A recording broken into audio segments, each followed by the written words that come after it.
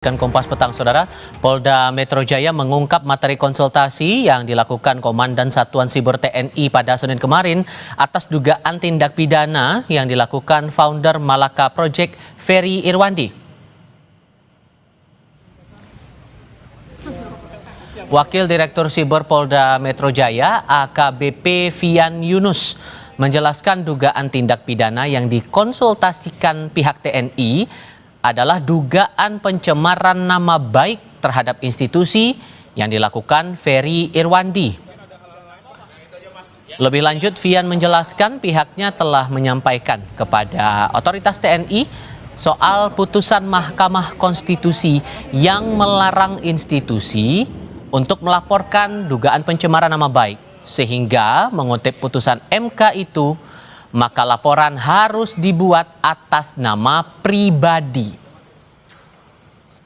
Mungkin ada hal-hal lain? Dari sisi, kan menurut putusan MK kan, institusi kan nggak bisa melaporkan, harus pribadi kalau pencemaran nama baik. Kalau hasil tindak pidana Pak, tindak pidana yang diadukan oleh pihak TNI itu apa sih Pak sebetulnya? Kan itu Pak kalau tindak pidana yang diadukan pencemaran nama baik, ya. Terhadap institusi atau terhadap seorang institusi? Kok banyak saya mau ini ya? Institusi aja, institusi ya.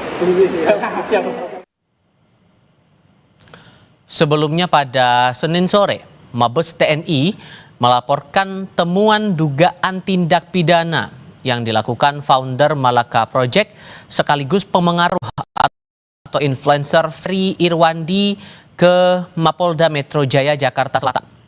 Secara khusus, Komandan Satuan Siber TNI Brigjen Juwinta Omboh Sembiring mengungkit soal algoritma yang diungkap Ferry via akun media sosialnya. Untuk itu, menurut Juwinta, pihaknya sudah berupaya menghubungi Ferry, namun tidak bisa dihubungi. Hasil dari patroli cyber terdapat kami temukan beberapa fakta dugaan tindak pidana yang dilakukan oleh saudara Ferry Irwandi, sehingga atas dugaan tindak pidana tersebut kami akan melakukan langkah-langkah hukum. Oh, nanti dong, itu kan nanti kan ada penyidikan, nanti biar kita lanjutkan. Saya pikir itu dulu saja. Nanti saja, kita nggak bisa. Kami coba handphonenya mati nggak bisa, staf saya hubungi, saya coba konsultasi karena dia berbicara masalah algoritma dan lain-lain. Saya sebagai Dandat Cyber juga memiliki hal seperti itu. Saya coba kontak, staf saya suruh tidak bisa, itu aja. Terima kasih. Menanggapi ancaman pidana yang akan dilaporkan TNI ke polisi, founder Malaka Project Ferry Irwandi menyatakan kesiapannya menghadapi segala proses hukum yang ada. Perihal dirinya yang tidak bisa dihubungi pihak TNI, Ferry mengaku aneh karena nomornya masih bisa diakses pihak wartawan. Dalam pernyataannya, Ferry juga menegaskan dirinya tidak akan terintimidasi oleh laporan itu. Dan soal tidak bisa dihubungi, saya juga tidak mengerti. Semua wartawan bisa sangat mudah menghubungi saya walaupun nggak pernah minta nomor saya. Dan nomor saya juga udah tersebar di mana-mana. Dan saya harus konfirmasi pesan atau apapun nggak pernah sampai ke saya. Jadi itu aja sih. Dan kalau misalnya tindakan ini dianggap bikin saya takut, khawatir, cemas, tidak Pak. Saya akan jalani, saya nggak akan play victim, rengek-rengek, tidak. Gitu. Kalau memang mau diproses hukum, ya ini kan negara hukum. Kita jalani bersama gitu. Menanggapi temuan dugaan tindak pidana terhadap Ferry Irwandi, aktivis HAM Usman Hamid menyebut tindakan TNI sudah di luar tugas pokoknya sebagai penjaga keamanan negara. Mengenai ancaman siber yang diselidiki TNI, seharusnya menurut Usman adalah ancaman terhadap pertahanan, sehingga ia menilai tindakan TNI yang melaporkan Ferry adalah bentuk ancaman kebebasan berekspresi.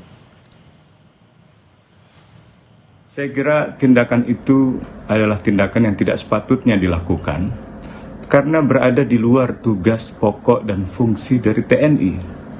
TNI itu adalah alat negara untuk melaksanakan kebijakan di bidang pertahanan, bukan urusan keamanan dalam negeri, bukan urusan tindak pidana seperti yang mau diarahkan pada Ferry Irwandi.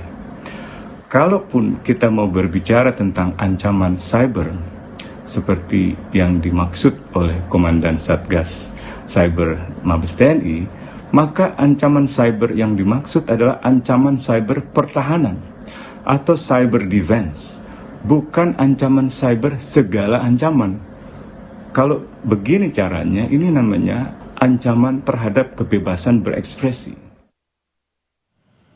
Meski baru bersifat konsultasi, Mabes TNI menegaskan tetap akan melakukan upaya hukum terhadap Ferry Irwandi berdasarkan temuan sejumlah fakta atas dugaan tindak pidana. Lalu tepatkah langkah TNI ini dan apa dampaknya terhadap kebebasan berekspresi bagi masyarakat sipil? Kami diskusikan ini bersama mantan Kepala Badan Intelijen Strategis Soleman Ponto dan bergabung pula bersama kami peneliti senior Posdem Ferry Amsari. Selamat sore dengan Tifal, semuanya apa kabar? Selamat sore. Terima kasih semua sudah bergabung bersama kami. Bung Ferry, begini, walaupun kemudian konsultasi dari pihak TNI merasa ada dugaan tindak pidana di situ, kalaupun kemudian dari institusi akan melaporkan secara hukum, prosedurnya harus gimana?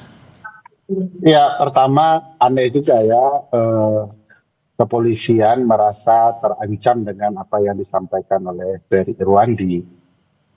Sepertinya militer kita ya terancam dan melaporkan melalui pihak kepolisian.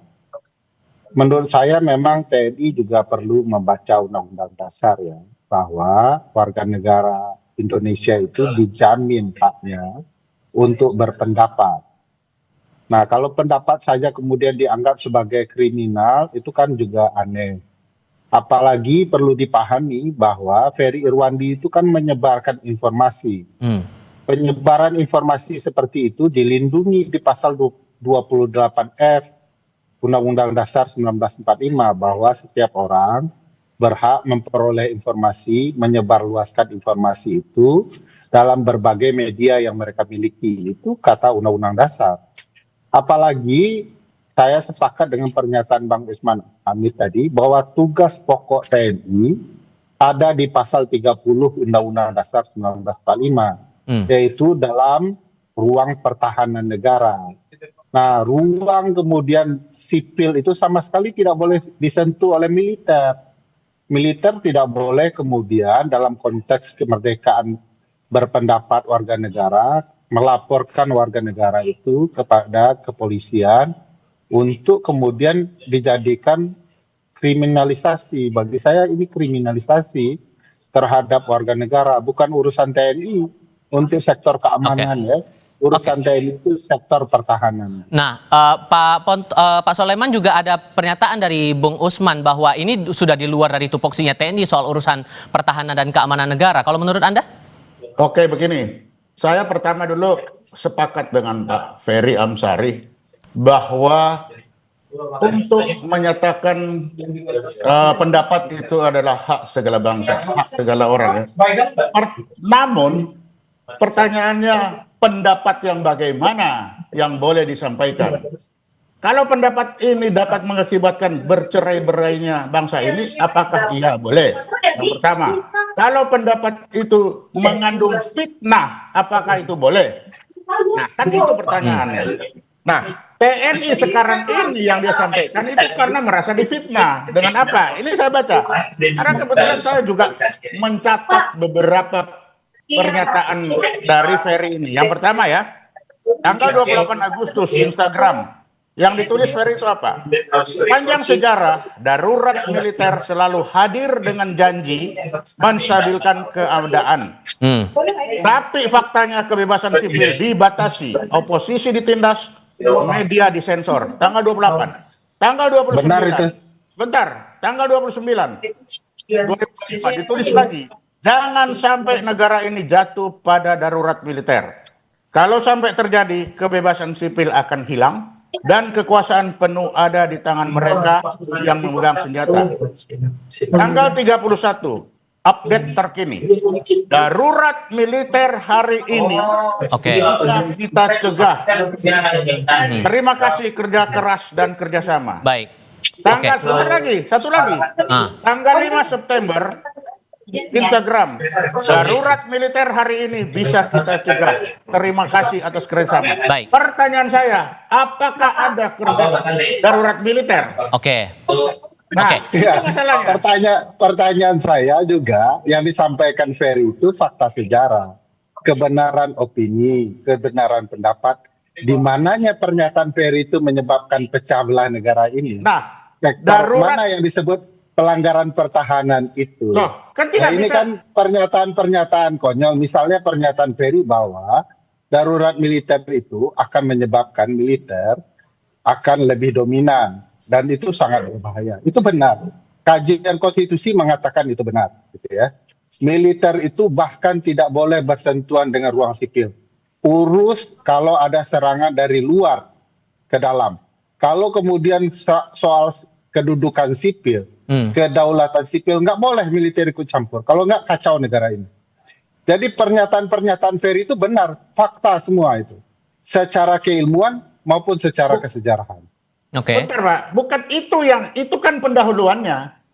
Yang jadi masalah itu di sini disebut darurat militer hari ini kita bisa cegah. Pertanyaannya di mana darurat militer itu? Ya, kalau tidak Ada nggak terjadi darurat militer? Ya, kalau tidak terjadi darurat militer, berarti ya tidak ada permasalahan dengan pernyataan Nah. Ferry. Apa masalahnya? Nggak, masalahnya dia menuduh bahwa ada darurat militer. Masalahnya Nah. militer tersinggung bahwa Nah, iya. darurat militer itu adalah Itu urusan fitnah, militer. kan? Itu yang salah, militernya yang salah. Jadi militer merasa darurat militer itu hanya urusan militer, itu urusan sipil juga. Oke, Urusan sorry, saya harus potong di kenegaraan, situ karena biar urusan kita harus jelas presiden, juga nih ya. mengukur mana yang bagian untuk menjaga pertahanan dan keamanan negara. Kalau menurut Anda, Pak Soleman, bagian mana yang harus dijaga bagian itu? Ya itu tadi pernyataan-pernyataan bahwa darurat militer hari ini sudah kita bisa tiadakan. Pertanyaannya mana darurat militer? Pak Soleman, siapa Ya, yang kan itu. mengadakan darurat militer? Emang militer yang mengadakan darurat militer? Ya pelaksananya kan darurat militer kan tentara. Itu yang Anda Ya, iya. salah. Ya, itu. Penentu kedaulatan darurat militer itu adalah melalui presiden. Presiden itu presiden sipil. Jadi kalau kemudian yang disalahkan tidak terjadi darurat militer, itu ya presiden. Nah, Nah, kenapa militer yang tersinggung? loh ya jelas Pak, kan Oke. ada darurat sipil, Ya memang ada darurat militer, kan itu. Pak Sulaiman, sejak kapan penentuan darurat itu. militer itu adalah kejahatan? Lah, kan dibilang kejahatan di situ dibilang. Ya sekarang saya bilang darurat militer gagal. Emang itu kejahatan? Lah darurat sekarang dia bilang hari ini pertanyaannya mana ada darurat militer, kan itu masalahnya. Oke. Ya, kalau tidak ada darurat militer, ngapain militer Oke, saya coba tengahin dulu nih.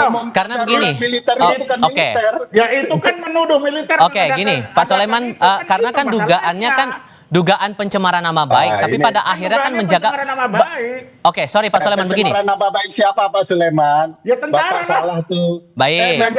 Pak Soleman, saya mau bertanya nih, karena kan sekarang dugaannya adalah pencemaran nama baik institusi, tapi kemudian ada kaitan dengan masalah pertahanan dan keamanan negara. Jadi yang mana yang benar nih sebetulnya?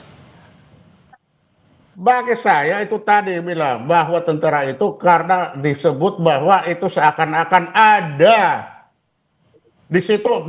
Ini negara kita kan hanya melihat kalau ada kudeta militer ya tentara, iya sudah pasti ini ada tentara ya disitulah. Ini salah lagi nih. Nah, gimana tuh Bang? Ini salah paham. Jadi darurat militer itu bukan pernyataan kudeta tentara. Jadi salah tuh Pak Sulaiman. Darurat militer itu memang diatur juga. Kalau kemudian negara memang dalam keadaan tertentu yang perlu diumumkan darurat militer. Ferry benar, dalam fakta sejarah darurat militer itu lebih banyak menghilangkan hak-hak sipil.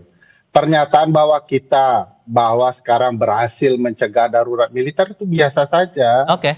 Jadi karena presidenlah yang akan menentukan sebagai penguasa tertinggi mau darurat sipil kah, mau darurat militer kah. Oke. Jadi harus dipahami ini baik-baik konteksnya. Oke. Tidak ada itu menyinggung militer begitu ya. Terakhir, Karena- Pak Soleman, begini, karena kan dari pihak Polda Metro Jaya juga sudah menjelaskan bahwa secara institusi tidak bisa disampaikan laporan ini, harus secara pribadi. Kalau begitu, siapa yang dirasa bisa untuk mengadukan dugaan pencemaran nama baik itu menurut Anda, Pak Soleman?